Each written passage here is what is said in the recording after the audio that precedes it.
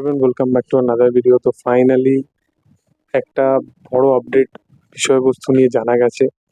আমরা কিছুদিন ধরেই একটা জিনিস তো খুব কনফার্ম হয়েছিল আমাদের কাছে যে দেব তার আপকামিং ছবির টেক্কা সেই ছবিটা দুর্গাপুজোর টাইমে আনবে, এবং ইভেন দেব যখনই কোনো ছবি আনে সেই ছবির যে সরানাটা এবং সেই ছবি কবে কি আনবে তার কিন্তু রিলিজ ডেট অনেকদিন আগে থেকেই জানিয়ে দেয়, এবং সেই প্ল্যান ওয়াইজই সে এক্সিকিউট করে।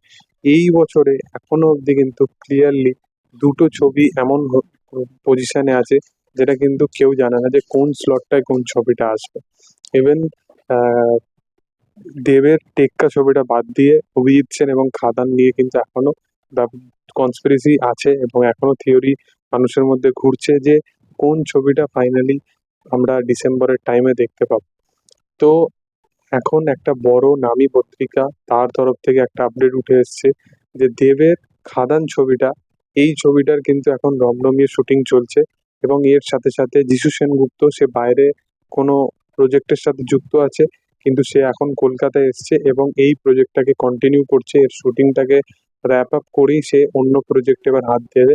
ইভেন যিশু সেনগুপ্ত এখন খাদানের শুটিং এর মধ্যেই ব্যস্ত আছে, দেবও এখন ফুল ফ্লেজ খাদানের শুটিং করছে।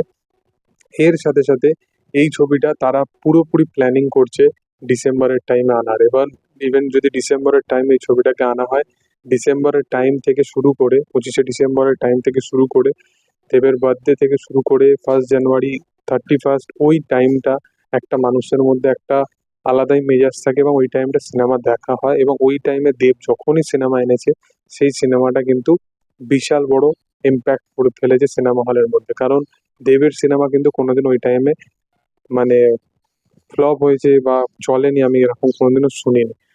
তো আমার মনে হয় যে ওই টাইম ধরে কোনো বাংলা বড় সিনেমা কিন্তু নেই। ইভেন এই সিনেমাটা কিন্তু আসতে পারে, এবং যদি পুষ্পা 2 আসে আমার মনে হয় তাহলে হয়তো 1 মাস পিছিয়ে দিল বা হয়তো ওই টাইমেই আনলো।